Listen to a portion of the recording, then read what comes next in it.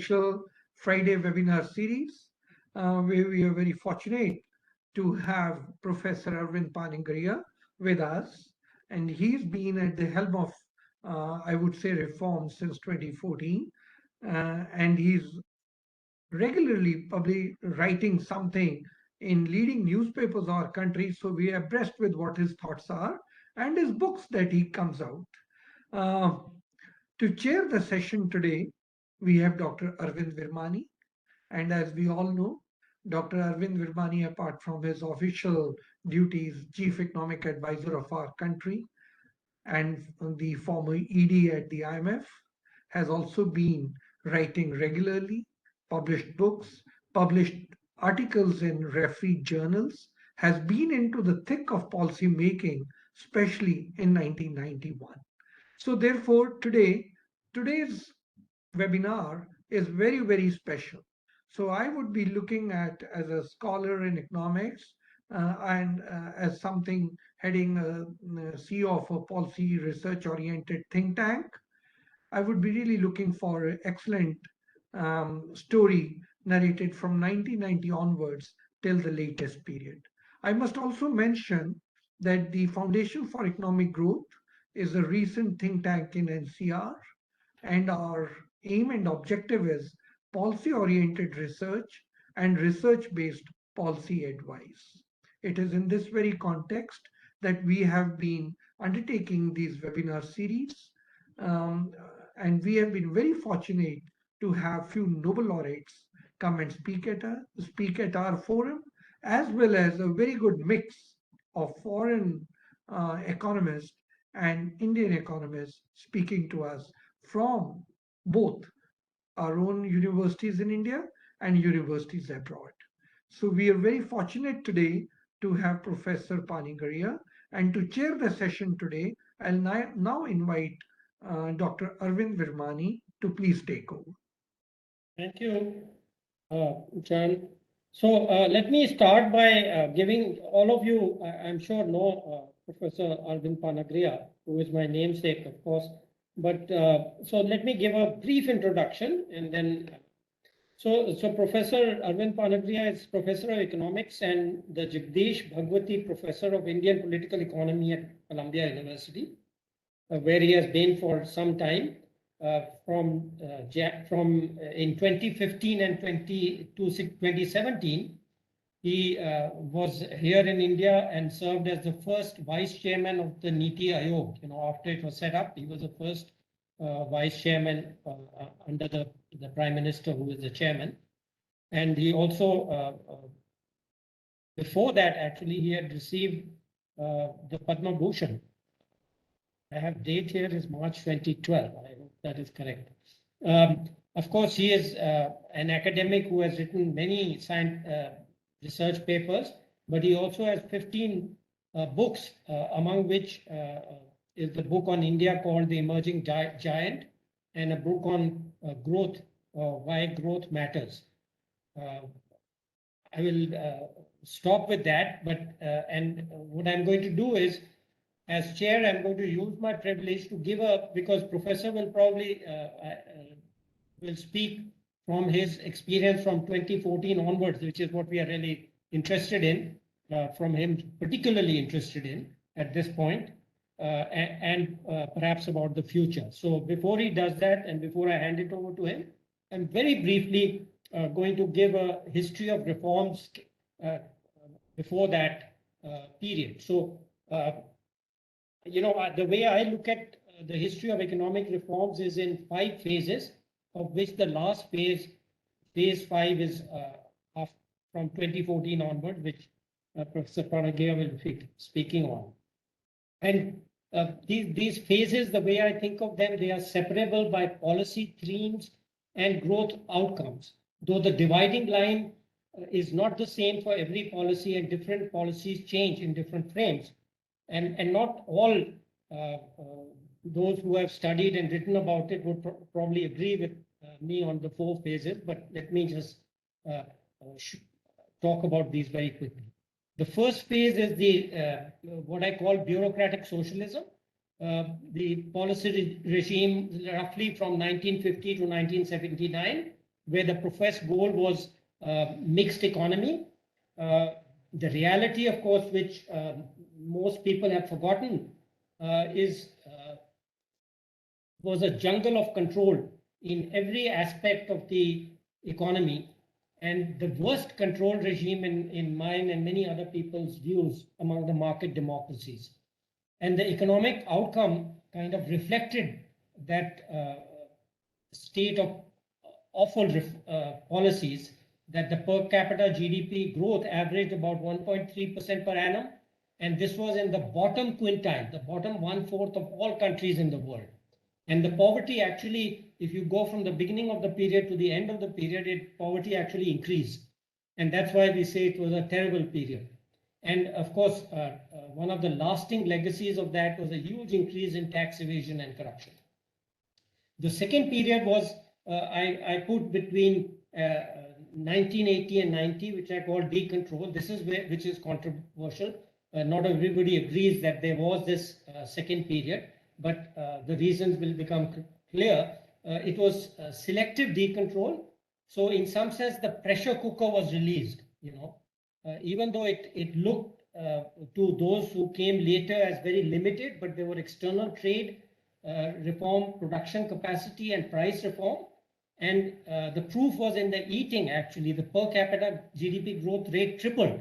That's never happened before. It tripled during this period from the previous period, which I said, from 1.3% per annum to about 3% per year. And my studies, their papers which I've written, showed that the key driver in this was the capital goods import. Because we freed up earlier, producers were forced to buy from the Soviet Union, which had terrible capital goods, and that was released, and companies could import from all over the world. And that drove the productivity to such an extent that the per capita growth tripled. And the most important thing, the poverty declined. However, certain policies continued on a socialist trajectory. For example, and this is one of the reasons why people don't call this a period of reform, the marginal income tax rates rose to 95% and 100% if you include the wealth tax. So this is where the confusion was, but in my view, there is a very clear, and there's a paper which I've shown this, how the growth accelerated. The third phase is the well-known liberalization, which I'll just mention very quickly, which is the period from 1991 to 2003, where virtually every aspect was liberalized: price, production capacity, trade, investment, foreign direct investment, capital markets, external trade, from quantity restrictions to tariffs. Exchange rate went from to dual rate to uniform rate to market driven. Banks, equity markets, financial sector, all aspects were decontrolled and some regulators put in. And then a start was made on infrastructure, including introducing private investment into certain government monopolies, restricted, like the new telecom policy, highways and rural roads, and the Electricity Act. And finally, the interesting thing here is, which is why I call the second phase very important, is that actually the growth rate, per capita growth rate, just increased by about 50%. Remember, the first reforms, it tripled, but in this phase it went up from about 5 to about 5.5%. And finally, the fourth phase, before I hand it over to Professor Panagariya, is what I call a lost decade and transition. Now, this lost decade, I was interviewed for a book. There's a whole book on this, which is called The Lost Decade by Pooja Mehra. But people have objected that this growth rate actually during this period was very high. It was even higher than the previous phase, between 6 and 6.5%, or 6 to almost 7%. But I call it a lost decade because there were virtually no reforms. So the high growth rate was due to past reforms, lagged effect, something I call the J-curve effect, and the post-J-curve, which again I have analyzed in my papers, and the primacy given to social goals, like education, etc., transfers, welfare type of reforms, and the loss, critically, the loss of policy reform momentum during this 10-year period, which is why this term lost decade. So, and of course, a near BOP crisis in around 2013. So, fiscal and credit looseness in the 2010s after the reforms, after the global financial crisis. The global financial crisis was handled very well, even though I say it myself because I was the chief economic advisor at that time. But after that time, there was all this fiscal and credit looseness and a mini BOP crisis by 2013. So lots of legacy credit problems. That's where we hand over to Professor Panagariya, who got involved from 2014, and of course, as I said, from 2015, he was the first vice chairman of the NITI Aayog. So over to you, Arvind. Thank you, Arvind. There was a wonderful summary, I think, very, very beautifully done in just a few minutes. And for much of it, I completely agree with, and especially including your description of 4 to 14 as the lost decade. I think it was a lost decade, actually. A lot of people don't recognize it for whatever reason, but it is a fact that this is a period during which reforms came to a standstill. In fact, I'll go a step further. This was not just a period during which reforms did not happen, but especially during the last half, 2009 to 14, lot of policies were introduced which were anti-reform, I would call. Land Acquisition Act is clearly one example, but there was retrospective taxation. I would put also the right to education in the same category, largely because of the manner in which it tried to implement universalization of education. I think a lot of fallout has come now with which one needs to deal. So then even I was certainly at the time very much opposed to the Food Security Act in the way it was done. I very much was arguing in favor of cash transfers, and I wish we had actually done that. I wish we can still switch to cash transfers, at least replace bulk of this program by cash transfers. It'll amount to huge savings and all. So anyway, I think there were a lot of these things, and the way I have sometimes put it is that a number of policies that got put in place during Indira Gandhi years were the subject of the reforms in the 1990s and during Vajpayee era until 2003. And likewise, I think some of the things that the UPA put in place will have to be reversed by future governments. That still, attempt was made on the Land Acquisition Act by the Modi government, but unfortunately, they didn't have the votes in Rajya Sabha, and therefore it could not happen. So in any case, in 2014-15, as the Modi government comes in, the scene actually looks quite grim. And you can look up the press reports from that period. There's malaise all around, whether you look at the Indian press, Western press, and there were certainly no disagreements on that. The growth rate had plummeted, and the average of the last 3 years dropped to 5.7%, with 5.2 in 11-12, 5.5. 12-13 and 6.4 13-14. So which was really a far cry from what had happened in some of the earlier years, averaging 8% plus. I also have always argued that and certainly I've never gotten an answer, I should say, when I asked the powers that be during that period as to if they could name 3 reforms that they think actually gave rise to the 8% plus growth that took place during this period, starting from 2003-04. there is a blank. It is you simply cannot. I mean, particularly when it comes from 3.4 to 4.5. 4.5 was a year of close to 9% growth. What policy measures that government did that government take to actually get that kind of growth? It was all coming from what had been done by the Narasimha Rao and Atal Bihari Vajpayee governments.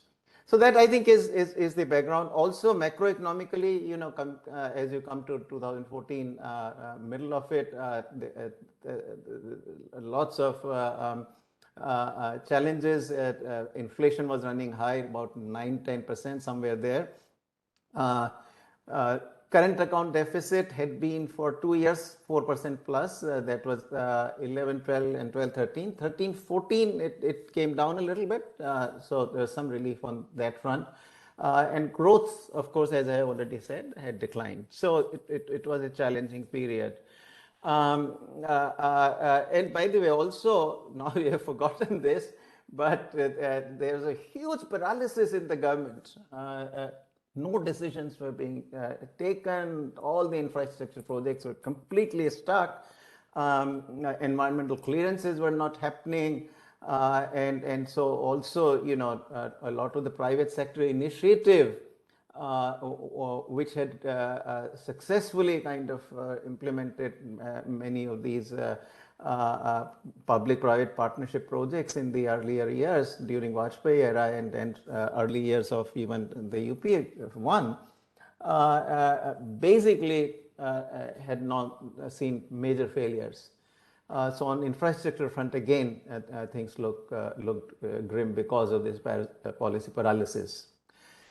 So that is I don't know to historically kind of track down, year by year or anything. But what I want to do within the amount of time that we have is because I also want to talk a little bit about after, where we should head, what still needs to be done. So I would, rather than give a historical kind of picture, I want to come back to, what has been done. So first of all, growth itself. Now, there remains this kind of dominant narrative that somehow the growth has plummeted somehow during the Modi era. And growth estimates actually simply don't support that narrative, but somehow that narrative remains dominant. And of course, some of it I can understand. During the pandemic era, growth obviously didn't happen at all. So, to the extent that we are all very much influenced by what goes on currently, that part, at least that much can be explained. But still, the general sense somehow that growth had collapsed during this period is simply not true. So, I'll give you the figures, right? So I mentioned to you 3 years prior to that, 5.2, 5.5 and 6.4. Average of 5.7% growth rate for the last 3 years of the UPA government. Now, Modi government, the first 4 years actually look very good. In fact, first 5 you can take. First 4 is 7.7%. But even if you take first 5, that is 7.4%. You can take first 6.8%, which certainly is respectable growth. That is not the sense you would get if you followed the narrative that you see dominating in the media. Now, 2019-20 is where so that's 7 years I'm talking about. So we're talking prior to the COVID crisis, right? Prior to COVID crisis, last year 2019-20. That is where growth really declined. It really had a sharp decline to 4%. And that is clearly something that had not happened in over a decade. I think, the last growth rate was that low was during the global financial crisis. And this, now a lot of people have begun to look at what gave rise to this, and all of us, at least, who have looked at the data carefully, come to the conclusion that the key factor that drove this was the crisis in the financial markets. And that, of course, was coming again from this one of the many sins that got committed during the 10 years of the UPA. I mentioned 2009 to 14, but this particular sin of reckless lending had started way before. And the regulatory system actually had been reconfigured by 2003 actually to allow this to happen, whereby we allowed this kind of restructuring of loans without any downgrade in the classification of the loans. So you could take a standard, if the existing classification of a loan was standard classification, you could go and you saw that trouble was on the horizon, things were not going well at all and all. You could go in, get it restructured completely, and leave the classification to standard. So the NPA and the banks were very happy with it also, because that way the bank on their books no non-performing assets would appear. Borrowers were happy because their terms were improved by the bank. So that process continued for many years, but it started very early on actually, So once you begin to recognize, and this is now, you can look at all the countries when the financial market or banking issues arise, NPAs accumulate, it takes a long time. In my personal opinion, I have written it, said it publicly also, that the Modi government was also slow. Could have started, because the problem had been recognized by 2013-14, and the Reserve Bank of India didn't do its job either, because this recognition of NPAs really did not begin till 2015-16. Should have started at least 2 years before that, and then the resolution process should have also been put in place, but it wasn't done. It was delayed. That is truly the experience of every country. The governments, don't act unless they are forced to, but not good enough of an excuse. So there, I think I would say that we were slow to react. Now, 2017. Early 2017, credit had collapsed, and that's the time that the government began to react. But it was too late, because that then eventually also, because the non-bank finance companies came to kind of fill the void, and that of course also led to some more reckless lending by the NBFCs, which are not as well regulated in the first place. And so you had an NBFC crisis as well on top of the banking, and that ultimately accounted for what happened in 2019-20. This was the manifestation of the credit collapse. So anyway, that's the story of 2019-20. Then of course we had COVID. We can talk about that. I'll not focus too much on it. There are some issues that people have raised about COVID, but in my view, I think overall the government did an absolutely superb job. But particularly, it did not fall into the trap of following what other countries were doing, which was to give these massive kind of cash transfers, which eventually created a huge amount of inflation, and the US is badly suffering from it right now. Almost, I think, the anti-inflationary measures are likely to take the US economy into recession. India did not do that. Very rightly, it recognized that this was both a demand shock and a supply shock. And without working on both the shocks, you could not solve the problem by simply kind of, giving tons of money to the people, putting cash into their hands. So rightly, the focus of the policy remained on ensuring that everybody got food and shelter, and then vaccination. I think vaccination, again, there's a little bit of delay, I would say, but once the government began going at it, there was no stopping it. I mean, the speed at which then the vaccination was done, and the speed at which, of course, the vaccines were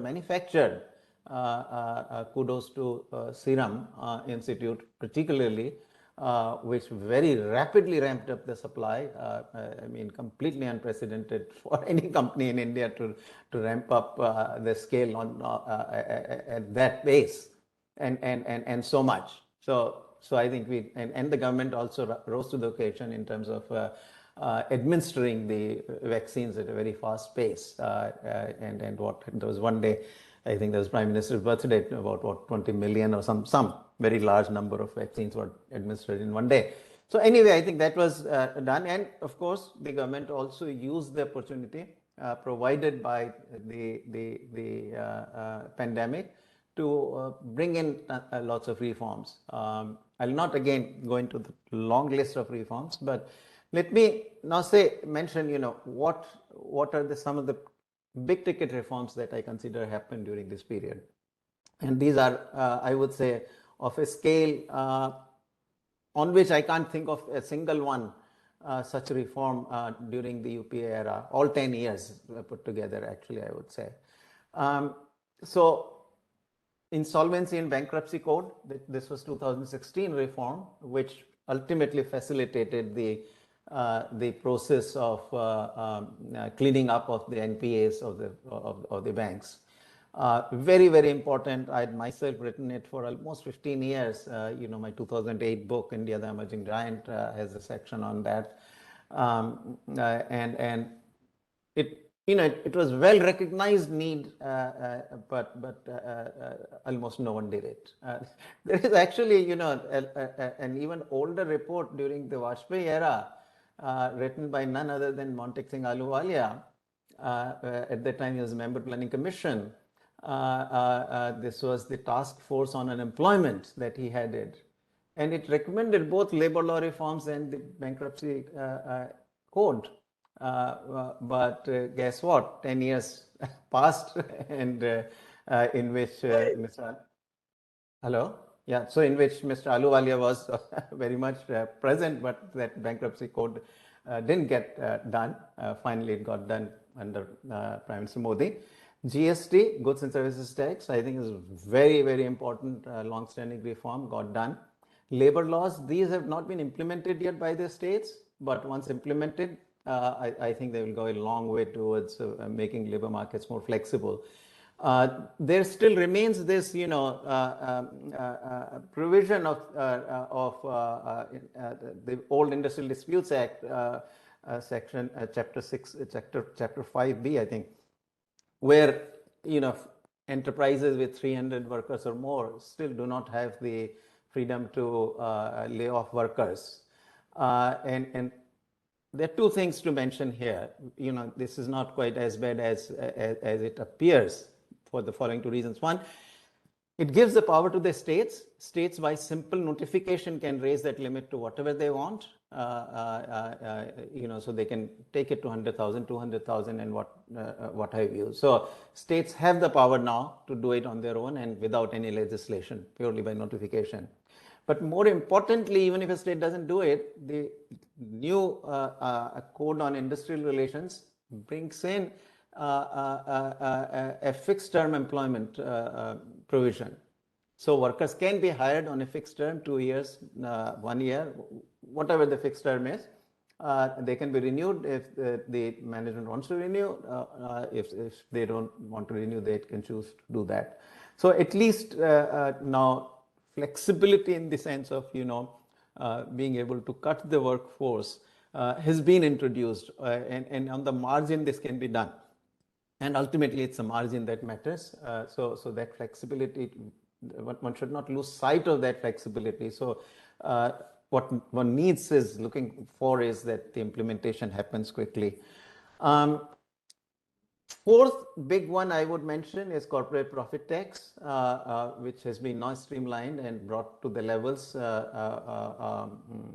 at least currently in manufacturing, it is down to 17%, which is the level in Singapore. So we are very, very competitive on that front. And that I think is also, it was a simple reform to do, but it required courage. in our country where socialism still rules. I think, Dr. Virmani said bureaucratic socialism, from 50 to 79, but actually the truth of the matter is that the hangover from that period remains, at various levels. In various forms it remains. It's not that I think a lot of good things have happened, a lot of attitudes have changed, but a lot of attitudes also have remained the same.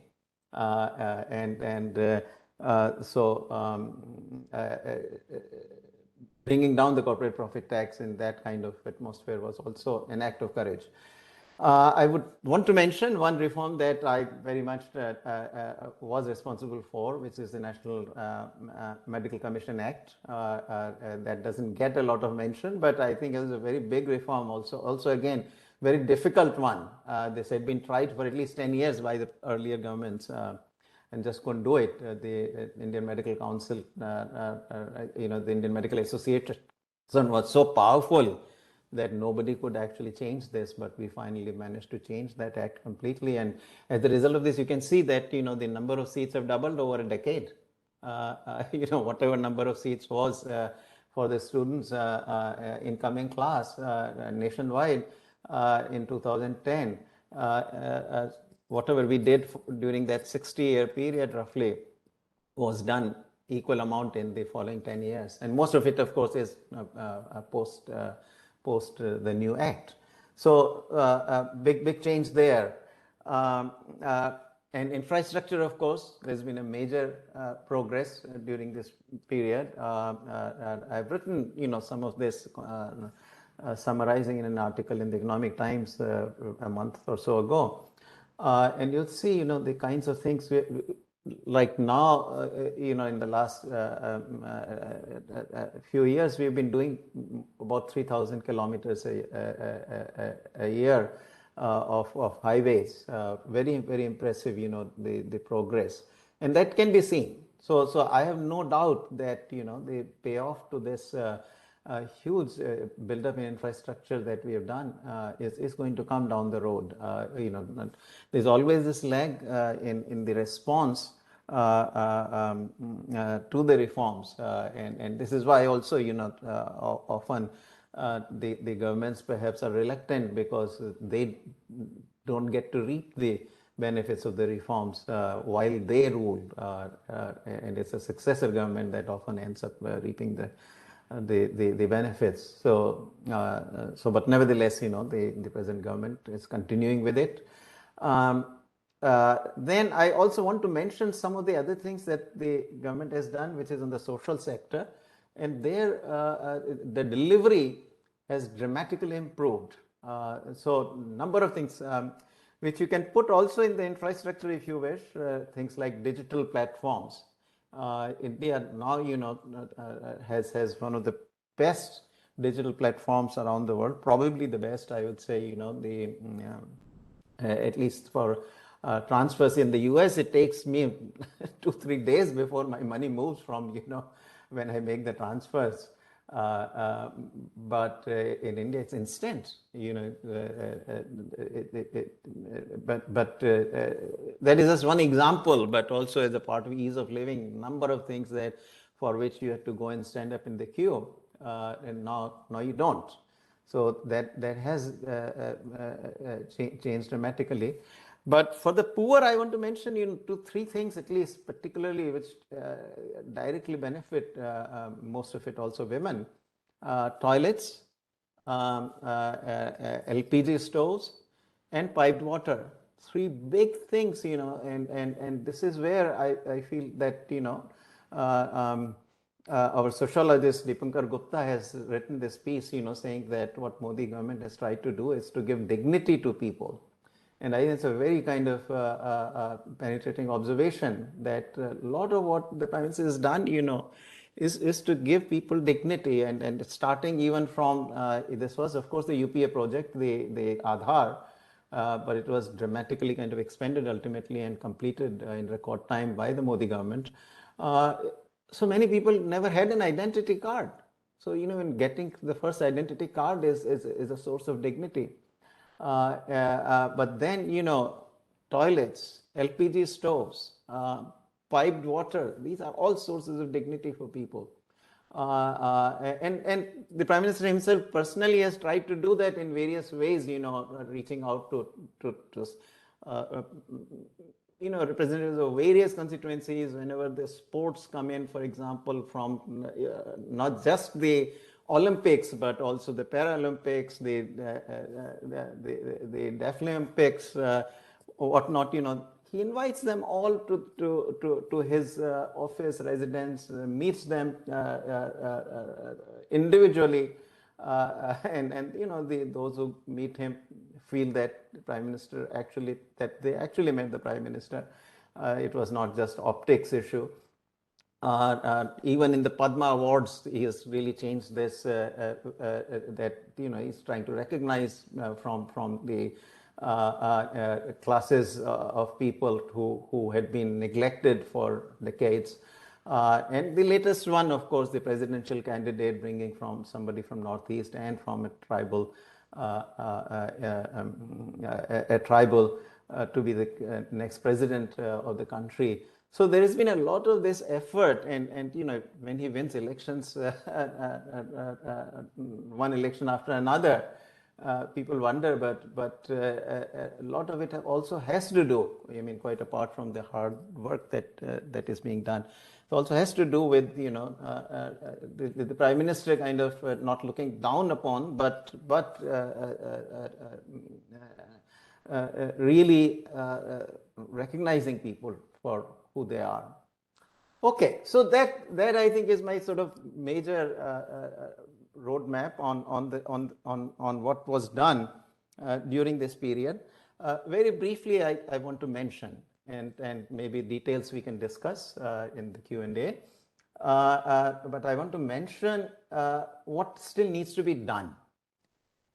Whether it will happen or not, or in the next 5 years or longer, we'll have to wait and see. But I think I personally think these are things that do need to be done.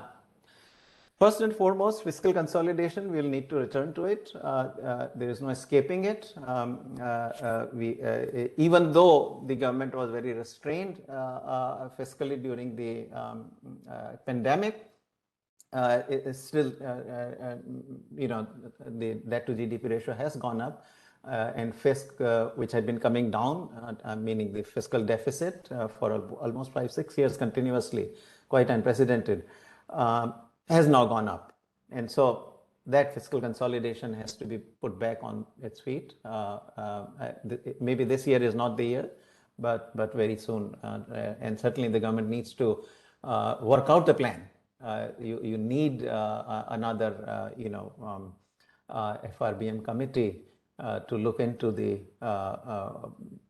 prospective plan or roadmap that ought to be followed.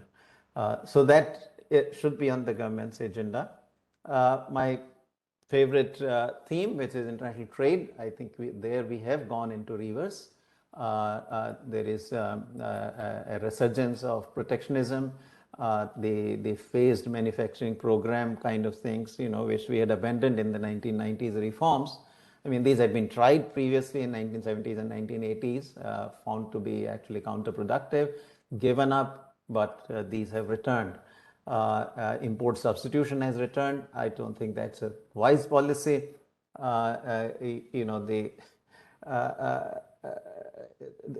This is a tough sell, which shouldn't be so tough, because when you restrict imports, you also restrict exports.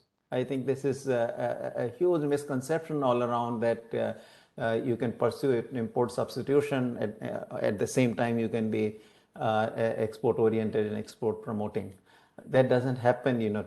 Look at any country's import and export series. They move together fully if you calculate it. I haven't calculated the correlations, but correlation would come nothing short of 0.9 and very close to 1 probably.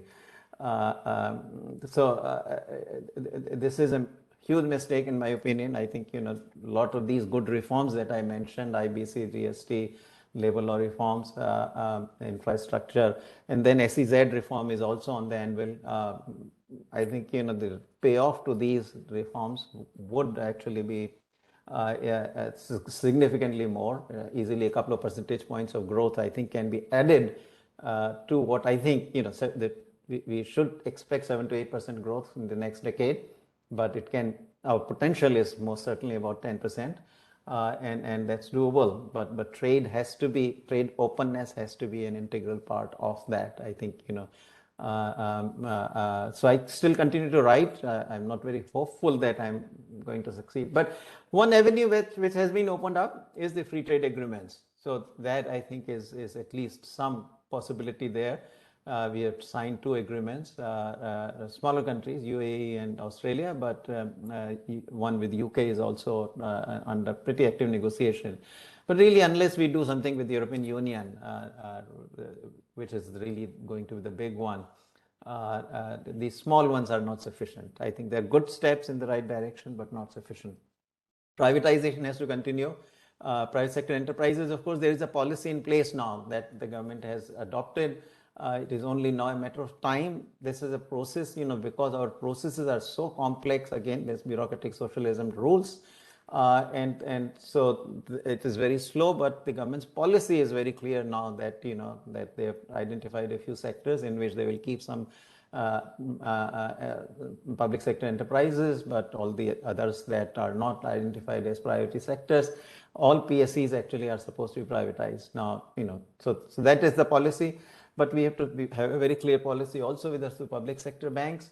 At the moment, I think we ought to have a similar policy actually on the banks, which would say that except for the State Bank of India, the remaining 11 banks really will be privatized. The roadmap may be 5 years, 7 years, but there should be a clear policy on that.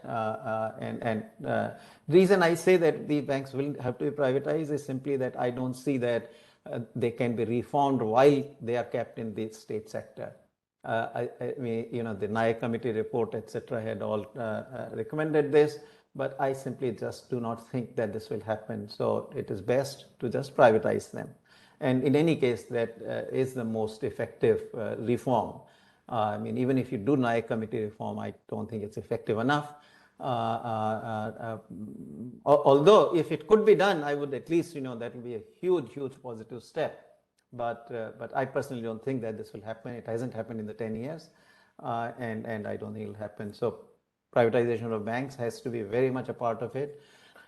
Higher education, just as we have a new act now on medical education, National Medical Commission Act, we ought to have a National Higher Education Commission Act. There was a commitment announcement actually in 2019-20 budget, but after that somehow this has not happened, and I'm a bit sort of disappointed. Wow. But I think that is an area which requires, you can't be living with the 1956 Act, and there was very much of the British style Higher Education Act that we had put in place, and the British actually reformed their own way back in the 1980s and all. And much reform has happened in the UK. We have done nothing at all actually, so again we can come back to the details which I can spell out in the Q&A if you would like, but that is another very big reform which should be on the government's list. Finally, I want to mention public sector schools. The school education, there's not enough recognition of this problem. There's a couple of very nice pieces that Geeta Kingdon has written drawing attention, and a couple of points to be made from what Geeta has been arguing there, that one of the things that this new policy on education has done is to say that there is a shortage of 1 million teachers. But Geeta does the calculation, she uses the official data, and these are data which give you numbers by school. Every single school, there are about 1 million schools in India, 10 lakh. For each school, there are data on number of teachers, number of students. And so she does this calculation, and she says that, look, it is true that in a number, even if you were to apply the norms that are in the RTE Act, which is that even any school which is even less than 60, I mean the normal ratio of the students to teachers is 30. that's a maximum, ratio that pupil teacher ratio that the RTE kind of gives out. But then it also says that, if you got a school which has fewer than 60 students, at least 2 teachers must still be there. So even if there are only 20 students in a school, of which there are more than 10%, actually about 13% of the schools have less than 20 students, on average only 12. So these are the tiny schools, totally. But they also still have to have the 2 teachers. But so even if her calculations are that even if you apply RTE norms, there are many schools which have more teachers than you need to employ there to satisfy RTE criteria. So you got excess supply in a large number of schools. If you move those teachers out of the excess supply schools into where there is shortage, then about 3/4 of this million shortage actually disappears. Then she says that, look, every school, and this is recognized by the CAG reports, where every school pads up the numbers of students to get more midday meal ration, sweaters or whatever, all the benefits that are given. So every school, every state has this problem of padding up the numbers in the schools. So if you correct for that, then the shortage actually becomes a tiny small surplus of the teachers. And then, of course, on top of that, if you try to consolidate these schools which have only 20 or fewer students, you have many more teachers actually that become available, because there your pupil teacher ratio is way below, it's 6 or 7 or something students per teacher in many of these tiny schools. So there's a lot of this scope, and this is a huge issue because of the money involved. You pay these large salaries. She calculates, you save something like 93,000 crore rupees per year. I mean, this is, and this is what you would end up spending extra if you were to follow the 1 million teacher shortage figure from this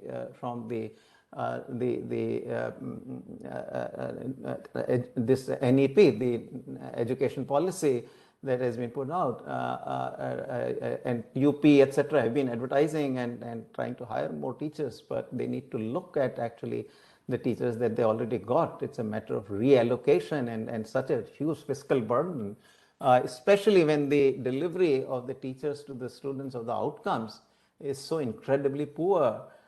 There is just no case for it, and I think that's something that needs the government's attention. So that is my kind of rough roadmap of some of the big things that still need to be done going forward. Lastly, growth prospects, I've already indicated. I think we ought to get 7 to 8% growth in the coming decade. We have had, we first fell by 6.6% during the pandemic year 2021-22. We have come back about 8.7%. We should get 7 to 8% for sure this year.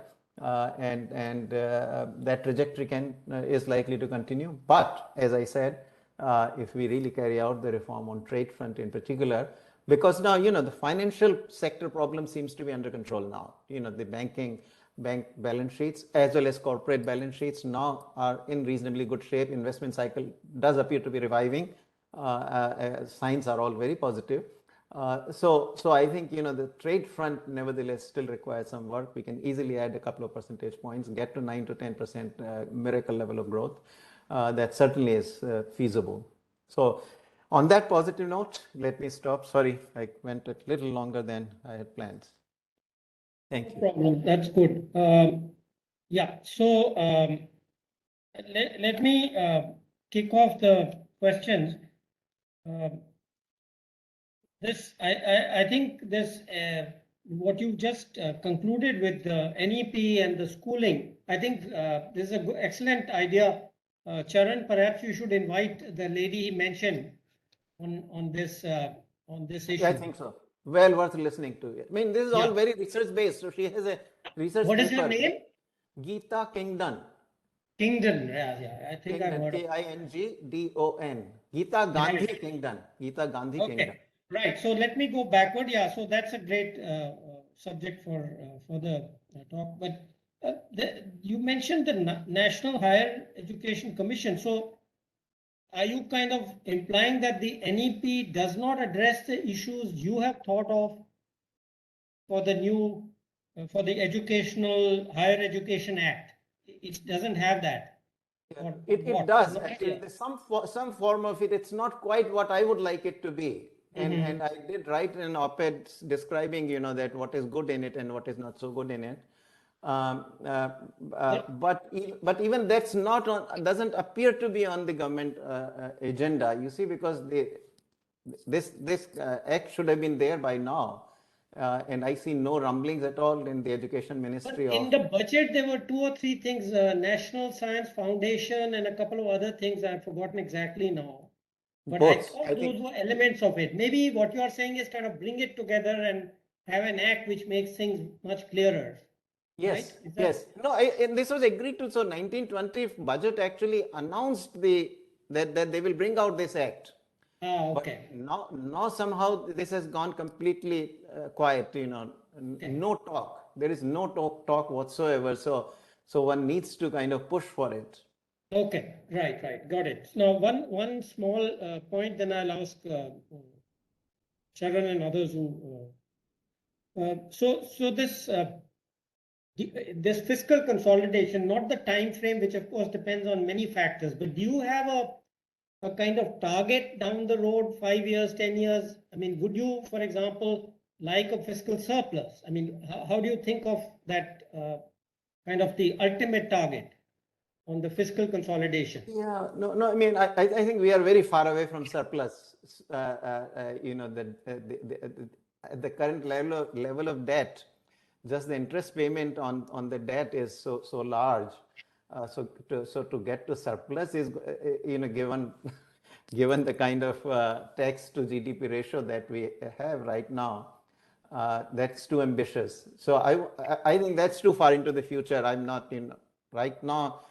If we can get back to the kinds of targets on the debt to GDP ratio that NK Singh committee had argued, that will be good enough. No, I mean, I don't know the roadmap. I think that's why I feel this is No, something that I am not asking for a roadmap. Let me tell you what I'm referring to. In the 2009, my last economic survey, I had actually, of course, all these crises were totally unanticipated. right. I had said that we should reach zero in 10 years.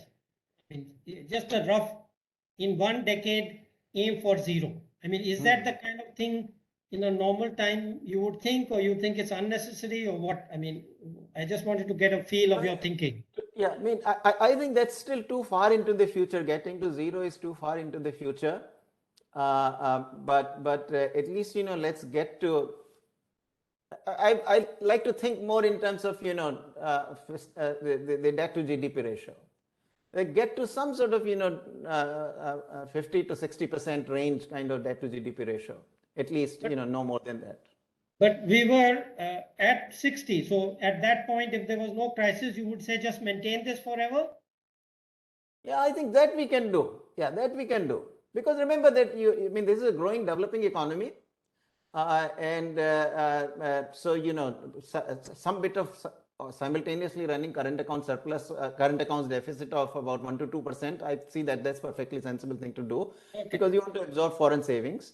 And you want to build up the infrastructure. I mean, I don't want to slow us down on infrastructure. There's tons and tons to be done still on infrastructure.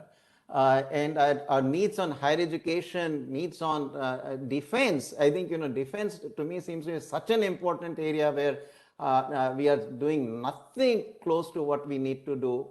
The expenditure needs are very large. And even if we do a lot of the tax reform, which we need to, didn't mention tax reform, which particularly the personal income tax that needs to be on the list also. But even if we do all that, I think, getting to zero is a challenge. I don't think we can do that so soon. Right. Oh, yeah, I was wondering, I didn't want to embarrass you on the tax because that's one of my high on my priority, but you mentioned it, so that's fine. Okay, we'll leave it at that. So Charan and Dr. Vishwandas, do you want to comment or question? Let's start with Charan. Yes. Yeah. Thank you very much, Professor. This was fascinating. And for a person who's been into policymaking since 1984, this reminded of all the things, the pitfalls, the rise and the strength that we gained along the journey. Now, my three observations, and one of it is on privatization that you mentioned. I totally agree with you, but you would be aware that in the government there is a thought on banking privatization to retain a few big banks and then privatize the rest. I've myself been a chairman of a commercial bank, Punjab Sind Bank. My own feeling is there's no need to even retain a few banks. Privatization should be done the way we nationalized the banks in two rounds, 69 and 80, and before that everything was doing well. Probably we should give them back into the private sector and privatize them. Don't retain anyone. What would be your view on that? The second is you were mentioning elaborately on education. I totally agree with you that there are lots of gaps there. Apart from the missing blackboards and missing teachers, I totally agree. Lots of padding takes place there. Now, I was wondering what's your view on digitalizing or tele-education that immediately addresses all those issues that were in your mind. The third, of course, you have partly touched it, but then you have touched the defense part. But then I was looking at the changing geopolitical situation and then looking at the trade patterns. So regional blocks are getting built in, looking inwards. Something that happened in the 70s, we started looking outwards and started thinking about international trade and its benefits. But now everybody is emphasizing on spillovers and looking inwards. So, in this changing geopolitical situation, what is that you think about the role of trade and how much can we open up? Or, as people have started talking, should we look deep into our hinterlands to really take care of growth? Thank you. Wonderful, fantastic questions and very close to my heart. I agree with you. But what your question reminds me of, what one of my very dear mentors used to say, Dr. Abid Hussain. In the 90s, I mean, the late 80s, early 90s, when people started using this terminology called export or perish. He said, don't give us such stark choices, because our bureaucrats, if you give them that these are the two choices, they will choose to perish rather than export. And so, while I agree with you 100% that all the banks should go into private sector, my strategic approach really is not to, because it's not going to happen overnight. When you say privatize everything, people don't listen to you in India. So this is a gentle way to proceed. That okay, SBI has been performing all right. It did okay actually even during this crisis period, although it also still had to be to be recapitalized to a very large by a very large sum. But all performance indicators generally are okay for SBI. So keep that. Put the 11 others on it, and then we'll come there. The SBI, but in principle, I completely in agreement with you that we should privatize them all.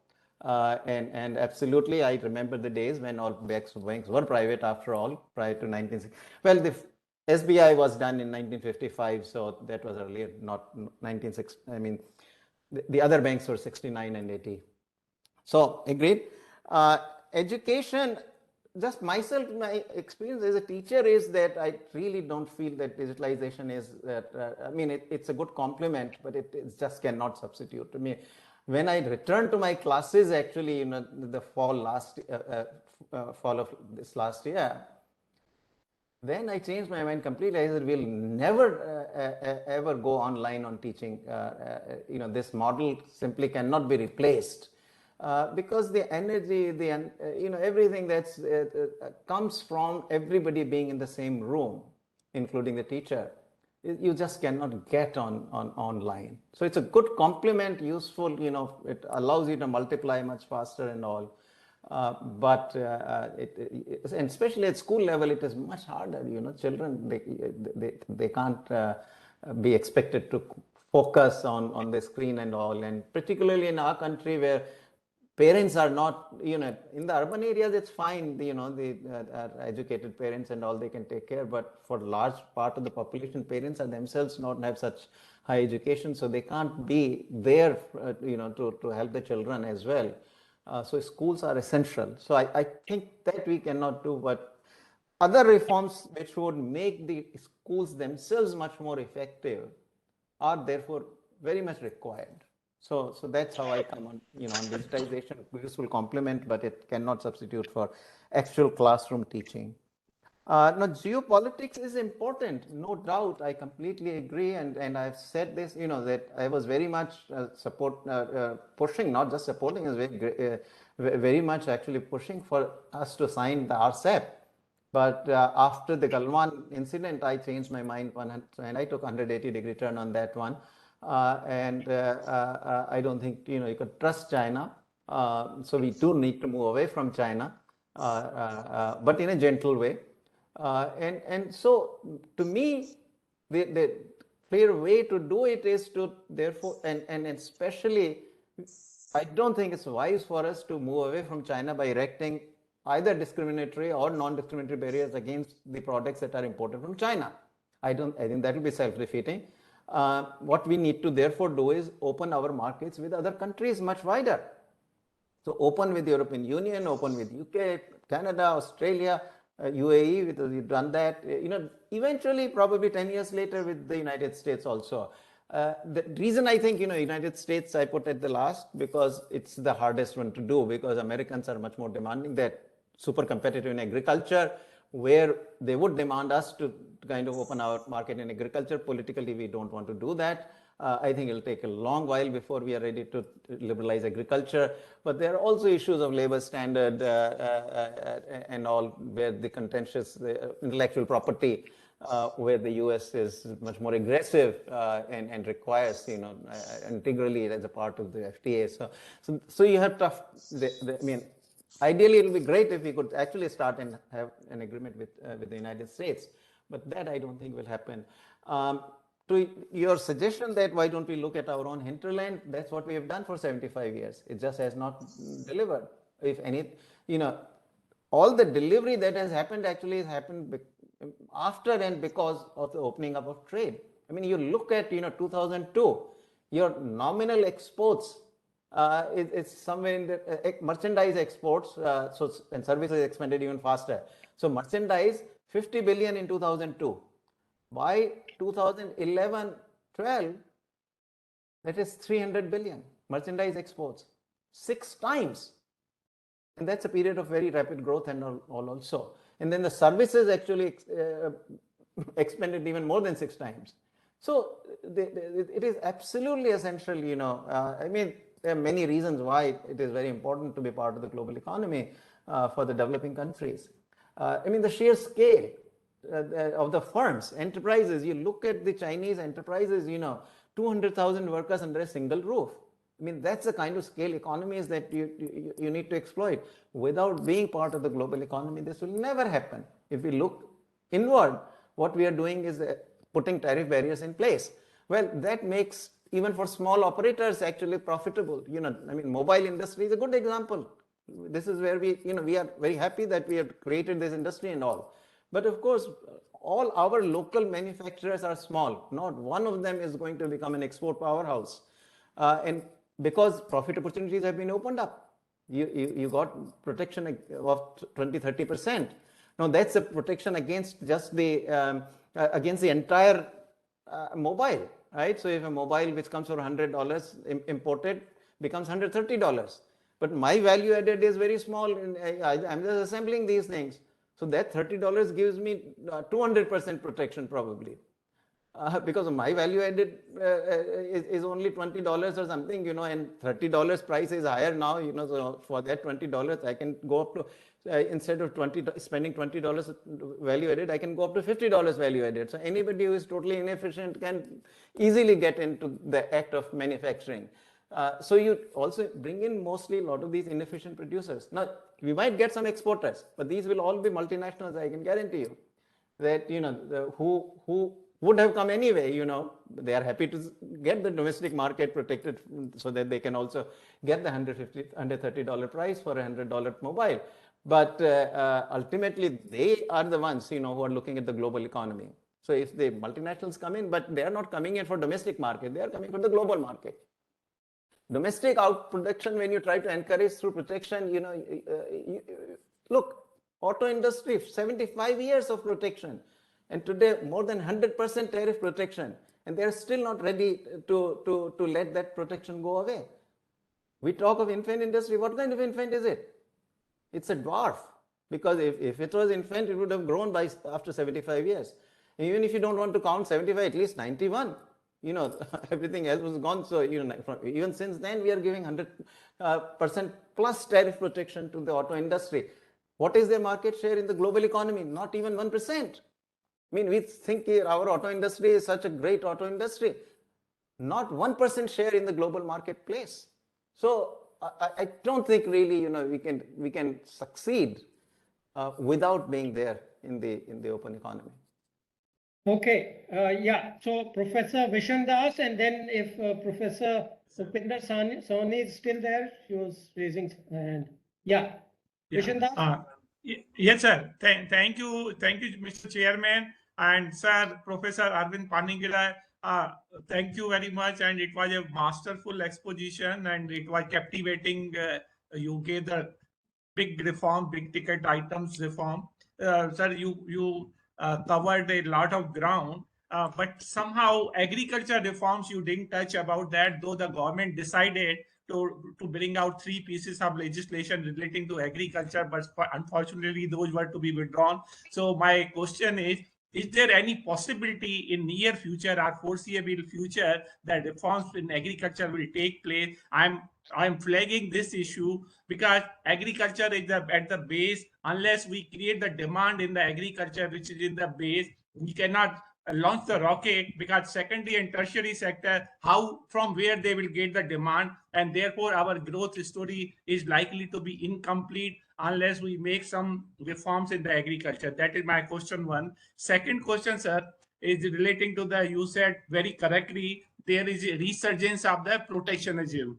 Now, that also means there is a overemphasis on Atmanirbhar, and there is a valid reason why we are doing this, because COVID has shown us the way how the supply chain disruption takes place. So, on one hand, it looks that it is a very rational policy to put emphasis on Atmanirbhar, but at the same time, you correctly said that no country has prospered.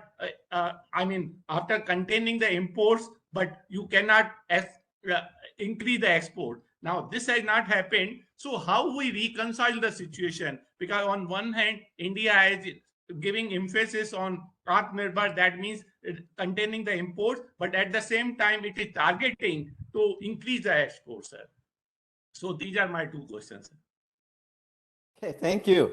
Listen, on agriculture, very sad. Yeah, you're absolutely right. I wrote a lot about agricultural reforms, fought for the 3 reforms, but obviously we lost. On that one, I sort of right now feel a bit down, because I don't think for a while we'll, return to these reforms. The best we can do, those of us who want to push for reforms, is to work at the level of the states again. So we have to go back to the drawing board, pick up, the pieces at the state level now, and see if we can, encourage the states to go back to the APMC Model Act and begin to implement that in earnest. I think central government now is highly unlikely to return to this in the foreseeable future. By the way, so there you also said that something about demand, that without demand from agriculture, how industry and services. I think that becomes obviously a very misleading way to think about it. There is the global economy. It's only because we are bloody not competitive that we always want domestic demand to be there for me, and so therefore I go back and keep asking for more protection. Now, then this played out very well 2 years ago or 3 years ago, before COVID, on the auto industry. Auto industry was really reeling against this demand problem. But why was there a demand problem? You had a very good contrast between, there's Rajiv Bajaj, who makes 2-wheelers, and he gave interviews at that time. He said, look, I export 40% of my bicycles. So I got the demand there in the external market because he's competitive. Our auto industry is just uncompetitive. it wants to really ride on your backs. I live in America, so it's your backs because you are paying 1.5 to twice the price for an automobile, same automobile that I pay for. I mean, everywhere else in the world, these cars are selling for, 1/2 or 60 or 70% of the price that customers in India are paying. Why should that be? Why should you be, how is this protection for you? It's completely opposite of protection for the customer. The Henry George who wrote about this was a very good line. He said that, the buyer wants to buy, the seller wants to sell. Who are we protecting here? So the demand would be there if you're competitive. There's a vast global economy, go and look for it. When we say that we need agriculture to provide the demand for industry and services, that means we are not competitive. That means we just want to exploit our agricultural, our farmers for the high cost of production that we have in our industry and services. I think that's completely unfair to the farmer. So so on that one, I'll be very careful. Now that connects back to your Atmanirbhar Bharat question. Supply chain disruptions have happened, but look at what has happened in the global trade outcomes. The decline in trade during the global financial crisis was way sharper, something like 9-10%, as opposed to only 6% in the year 2020 in the pandemic year. But then it has really in the 2021, when pandemic is not even over yet, the global trade has bounced back like crazy.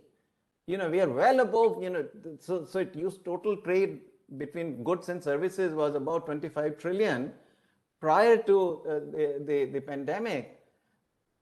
2021, it's already $28.5 trillion. $28.5 trillion, remember, that's a huge market. That's a huge market. It is true that there are some supply, there's some items like things like PPEs and, things that you can pretty much associate very directly with the health security or with, those perhaps fine, that we should really have domestic supply. There's a mistake, oxygen, etc. But those are very few items. But the rest of this is there is no national security issue involved there. Atmanirbhar Bharat, by the way, my reading of it is very different actually. The Prime Minister used it in a different context. I don't think he was using it in the sense of, let's not trade and let's raise protection, because protection had been rising well before Prime Minister talked about Atmanirbhar Bharat. I mean, Atmanirbhar Bharat was in this speech, I think somewhere in May 2020. But tariffs had gone up way 2017, 18, 19, already 3-4 times they had gone up. So Atmanirbhar Bharat, to me, the interpretation simply he meant in the sense of self-reliance, that look, we have to stand on our own 2 feet. I mean, as a professor at Columbia, I'm Atmanirbhar, meaning that, I earn my own living, but I'm not self-sufficient. And when you say protection and all around, you're talking about self-sufficiency. But I have, I get my salary from Columbia and then I spend on everybody else. I buy my needs, whatever I need from everybody else. So in a way, I'm exporting my services to Columbia and I'm importing from everybody else where I buy my products. It's the same thing that a country does. Basically, it sells its exports or to whoever gives the best price. And then buys it from whoever gives the imports at the lowest price. There is nothing non-Atmanirbhar about that. Atmanirbharta doesn't tell you that you should be self-sufficient, that you should produce everything that you consume.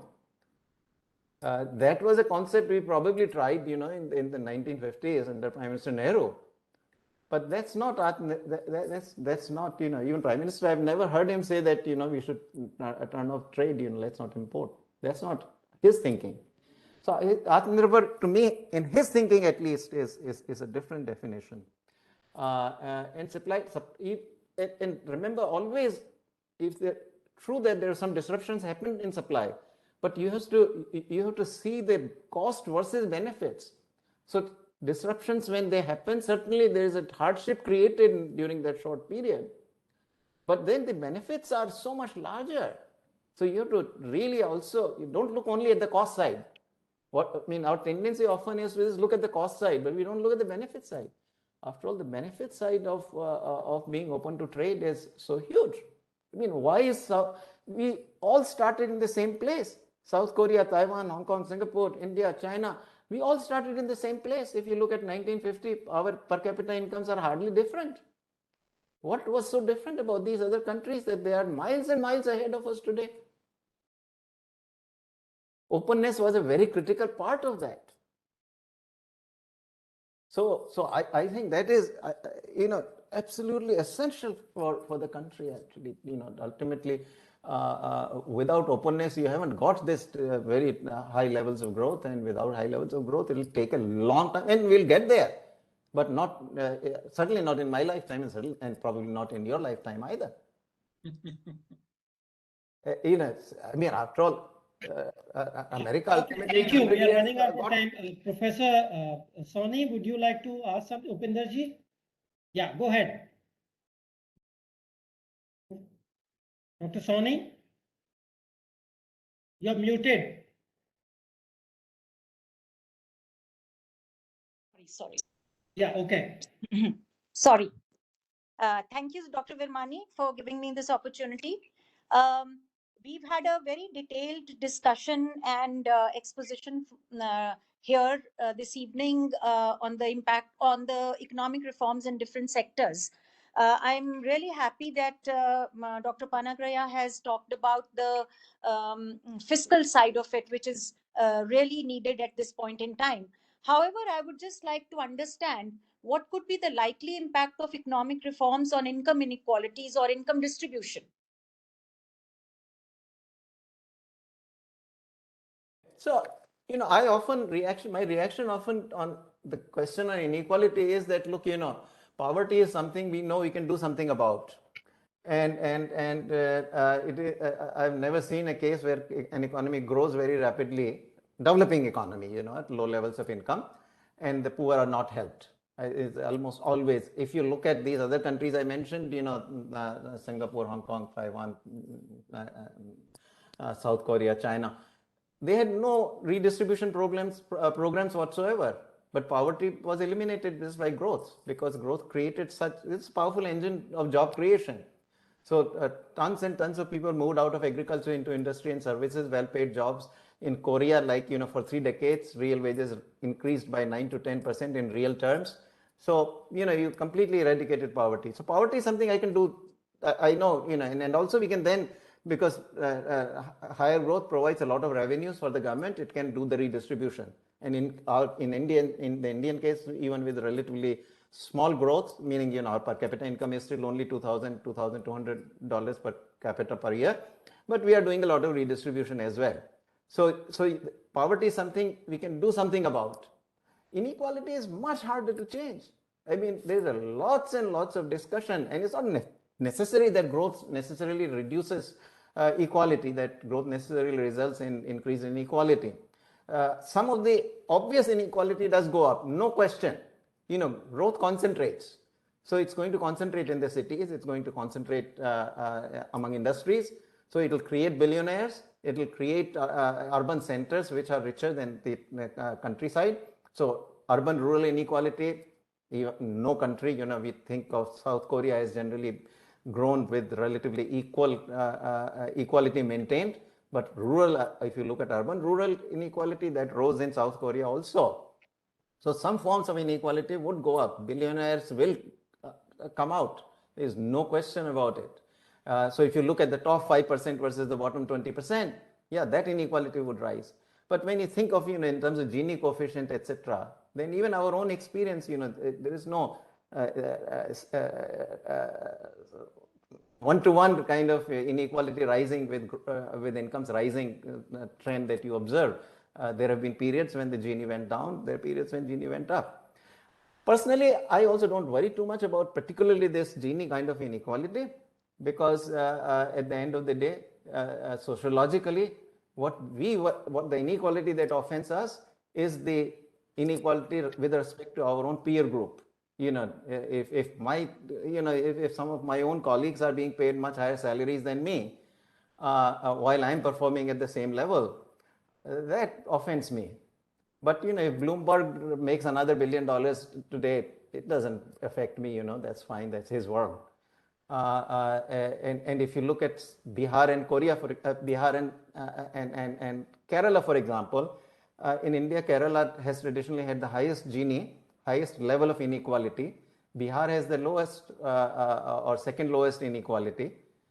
But where do people go from where? People are not going from Kerala to Bihar, they're going from Bihar to Kerala. Ultimately, it's the poverty to which drives people. They can live with inequality in Kerala. They are okay with it. So sociologically, I think inequality, except in there are certain areas in which certain forms of inequalities which are very obvious, where it feels when ostentatious consumption happens, display happens, that is offensive. But largely, I think it is poverty for the developing countries which is bigger problem, and I think that's something we can do something about. But the informal economy is also a huge problem, because we've not really been able to bridge the gap between the formal and the informal economy. Oh, absolutely. I think I didn't go into that. That is one of my favorite themes. That has been India's growth problem, because you see, India's growth has been slower because it has not been so inclusive. It has been exclusionary. That's from day one. We made the choice. We said we'll build heavy industry. We had 7% savings at that time of a very small GDP, 1950s I'm talking about. And so we are going to take these savings, put into the heavy industry, 3 steel mills, and that's all. Everybody else got excluded. There's complete exclusion in that development model. So even the development model was formally, it was making a conscious choice of excluding. The cottage industry, village industry, this, that, they will create employment. What employment? I mean, there was no productivity in those, So we should have spread out at least some of these savings into industries where much more jobs were created. Okay, thank you. Yeah, let's move on. We have a question. General Sudhakar, please try to be brief because we are running out of time. Please go ahead. General. Good morning, Chairman across 7 seas, like the professor. Firstly, compliments to Dr. Arvind Panagariya. And my quick comments, I have got the answers to most of my questions. Sir, if I may request you, what are your comments on proposed reform do you suggest to address the booming trade with China, despite the extended standoff along the northern border? 1. Number 2, our immediate neighborhood is going through the journey of debt-trap diplomacy of China. How can India's economic reforms address the rising trend? And the last question, partly you have already answered, is Atmanirbhar Bharat alive to the economic recession threatening the world order? How do the proposed economic reforms address this challenge in keeping with the evolving geopolitical situation in the world? So I think all of this we have discussed, but to deal with booming trade with China, also I answered. You see that we need to open with other trading partners. Let's not wreck the economy by imposing these barriers to trade against China separately.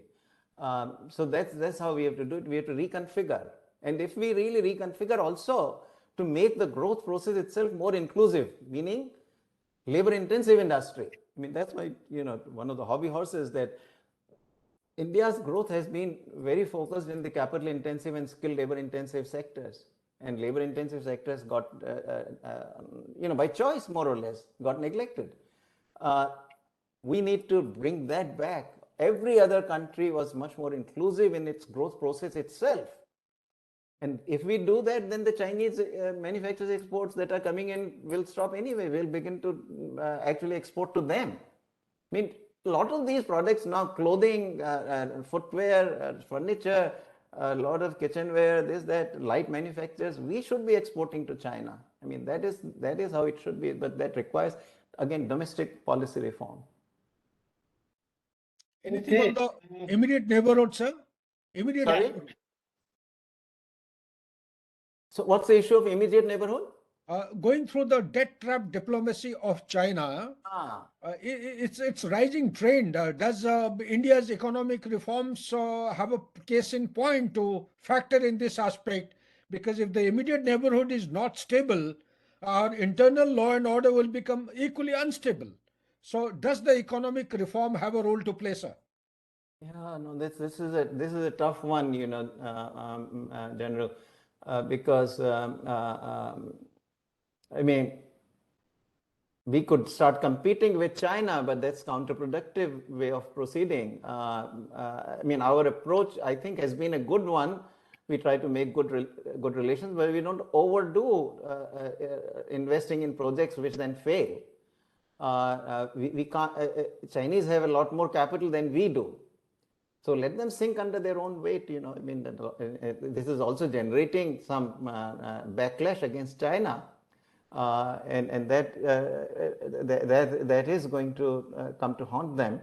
Our approach, perhaps, I think, this gets into the international relations more than economic reforms, I must say, and perhaps we have to build our relationships with the other countries, Europeans, Americans, etc., and draw into that process the neighbors as well somehow.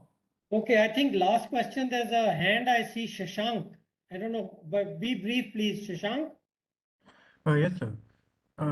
Sir, quick question is that, so you were saying that we should be able to grow at 7 to 8% in the next few decades. So what would be your estimates of investments and exports in terms of Indian GDP and the stress on resources? And how much can the government continue to support the demand? I think fiscal we covered, so I won't say much. But and as economists, we think, at least I think of policies. I don't think in terms of target for investment or target for exports. These are all endogenous responses to good policies. So which is why I restricted myself always to saying what good policies are, which we have discussed. Okay. I think we've gone half an hour over, so I'm going to conclude this session. Thank you, Professor, and all the participants. And with that, I hand it back to Charan, Dr. Charan Singh. Yeah. Once again, thanks a lot to Professor Panagariya and Professor Virmani to have come and shared your wisdom with us. I must mention that we'll be putting this presentation on our website tomorrow, and I'm sure this is going to be used for educational purposes and policy purposes by many of us. I would also like to make another announcement. The month of July, EGROW Foundation is dedicating it to India 2050.